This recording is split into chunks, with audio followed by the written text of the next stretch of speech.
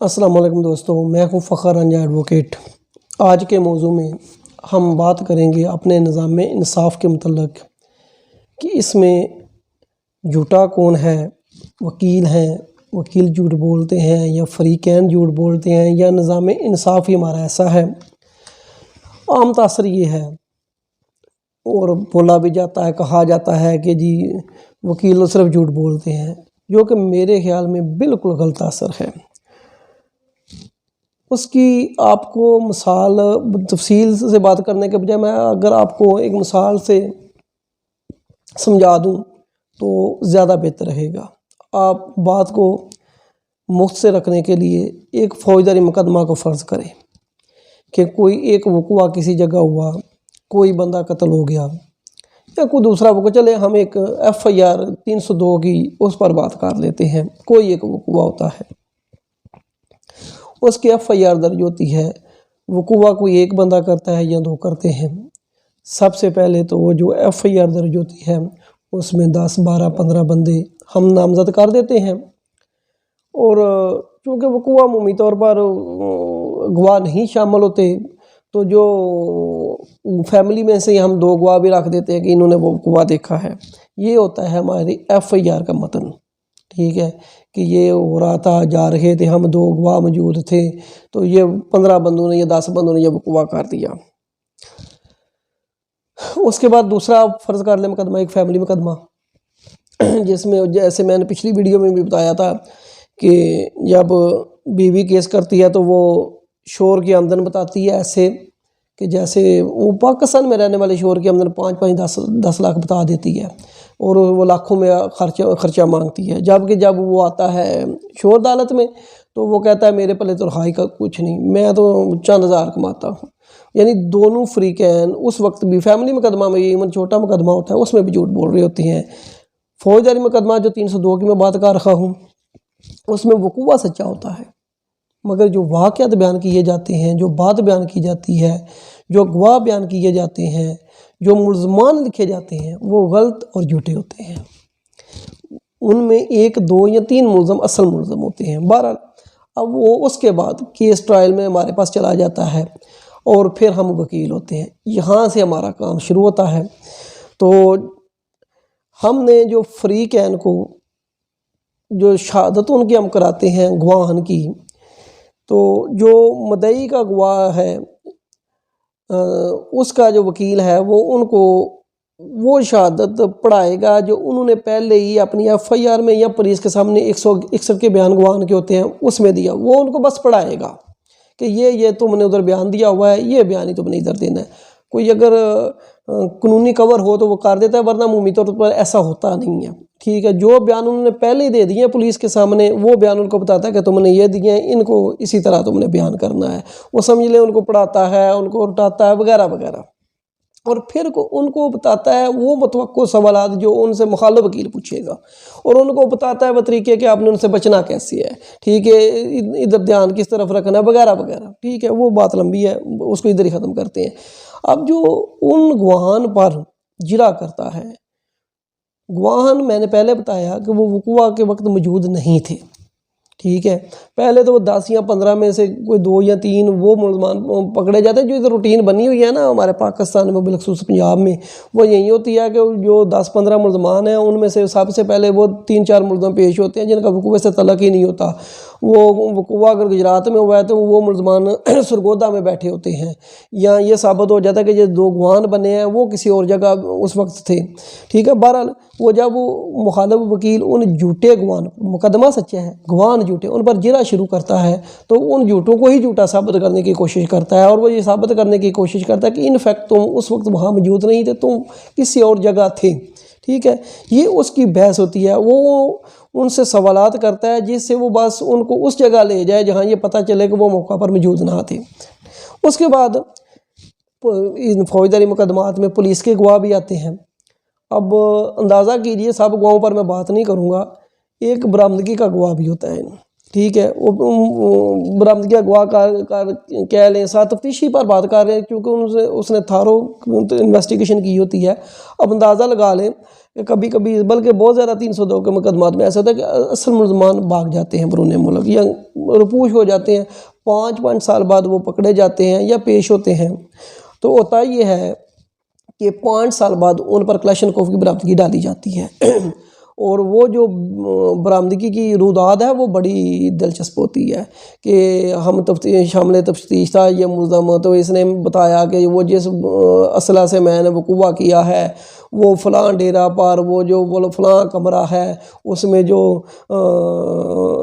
तोड़ी पड़ी हुई है उसके नीचे मैंने छिपा दिया था और हमने उसके साथ वहाँ जाकर उस तोड़ी के नीचे पड़ी हुई वो बंदूक बरामद कर ली। अब अंदाज़ा कीजिए कि 5 साल के बाद वो तोड़ी भी वहाँ मौजूद होती है, वो 5 साल उसको इस्तेमाल नहीं करता, वो बंदूक भी नीचे ही होती है। ठीक है, तो इस तरह की बरामदगी जो है वो भी मज़ीद मामले को मशकूक बना देती है। और फिर चूँकि वो बरामदगी हुई नहीं होती, ठीक है, ऐसे हुआ नहीं होता, वो बंदूक वगैरह वो दे लेते हैं, फर्जी ले लेते हैं उनसे जो असल मुल्ज़मान होते हैं।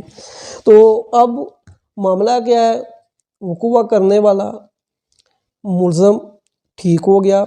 अब जो बरामदगी की कार्रवाई है वो सारी गलत है। उसके 2 गवाह जो बने हैं, वो चाहे पुलिस वाले खुद बन गए हैं या उन्होंने प्राइवेट गवाह रखे हैं, वो दोनों भी झूठ बोल रहे होते हैं क्योंकि ऐसी कोई बरामदगी वकूफ़ पज़ीर हुई नहीं होती। अब उन गवाह पर जो जब वकील इजरा करता है तो उन गवाह को भी वो झूठे को झूठा ही साबित करने की कोशिश करता है। अब ये जब सर पोजीशन होती है तो फ्री कैन की शहादत ख़त्म हो जाती है। तो जो फाइनल बहस हमारे वकला भाई करते हैं दोनों तरफ से, तो उन्होंने कभी नहीं कहा कि मैं ये कहता हूँ या वो ये कहता है या मेरे नज़रिए में ये है या वो है। वो हमेशा उन गवाह की ही शहादत पढ़ता है और कहता है कि फ़लाँ गवाह ने ये कहा, जो मुद्दई की तरफ से होता है या मुस्तगीज़ की तरफ से, वो कहता है कि फ़लाँ गवाह ने ये कहा, फ़लाँ ने इसको सपोर्ट किया। वो सपोर्ट करने की करता है कि सारों के बयान एक जैसे हैं, तो साथ में सदा करता है कि हमने अपना केस साबित कर लिया है, इन मुल्ज़मान को इन गवाह के बयानात की रोशनी में सजा दी जाए।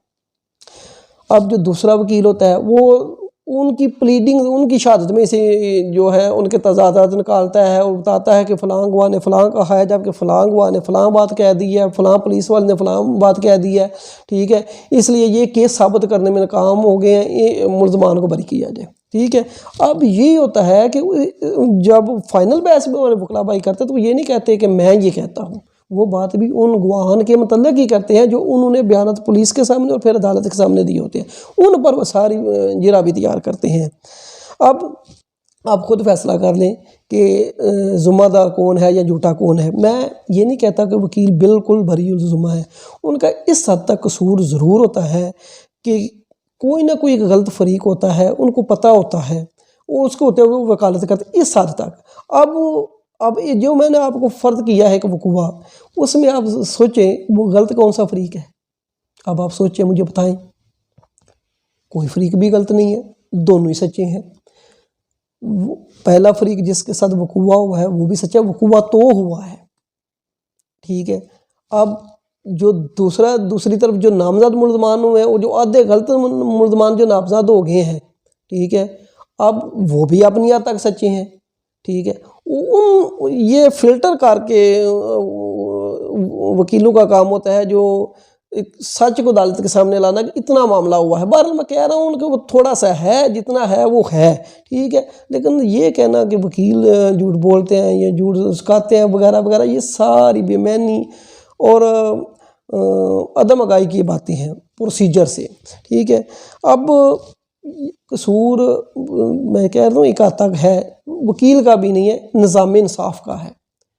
ये हमारा निज़ाम इंसाफ को इस तरह का बना होता है, ये इस तरह का निज़ाम इंसाफ है कि इसमें गवाह हलफ देते हुए हलफ को हलफ ही नहीं समझता, पूरा हलफ पढ़ता है कि मैं सच ही बोलूँगा और फिर उसको टेंशन ही नहीं होती। उसको पता होता है चले 302 के मुकदमा या बड़े बड़े मुकदमात में तो बंदा कवर कर दे, बंदा सोचे वो चलो यार वो वकूवा सच्चा है, वो इतना बड़ा मामला हो गया इसलिए थोड़ा सा गलत बयान कर रहा है कि मैं था उधर। अब खर्चे जैसे आम केसेस में वो जब जाकर अदालत में 2-2 गवाह साथ बीवी के शहादत दे रहे होते हैं कि जो शोर है उसकी आमदन पाकिस्तान में 5 लाख रुपए है, उनको नहीं पता होता और 5 लाख को तो तलाक लेने क्यों गई हुई है, वो बच्चों का खर्चा लेने नाराज़ होकर बैठी क्यों है।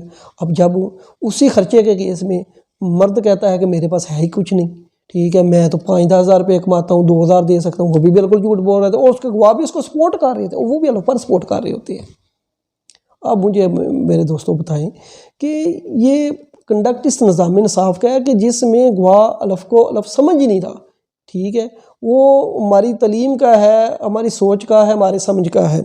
अब मैं यकीन जाने मेरा कंडक्ट काफ़ी अरसे से ये है कि मैं ना अमूमी तौर पर ना गवाह की शहादत नहीं कराता, जो जिनमें मैंने जिरा करनी होती है मैंने नहीं कभी कहा कि इसे अलफ ले लो, ठीक है, वो अगर रूटीन में हो जाए तो हो जाए, वरना मैं नहीं कहता, ठीक है, क्योंकि मुझे पता होता है कुछ नहीं तो 50% तो झूठ इसने बोलना ही बोलना है, तो खामखा मुझे पता है कि ये झूठ बोल रहा है, मैं इसे अलफ लूँ क्या हो जाएगा, ठीक है।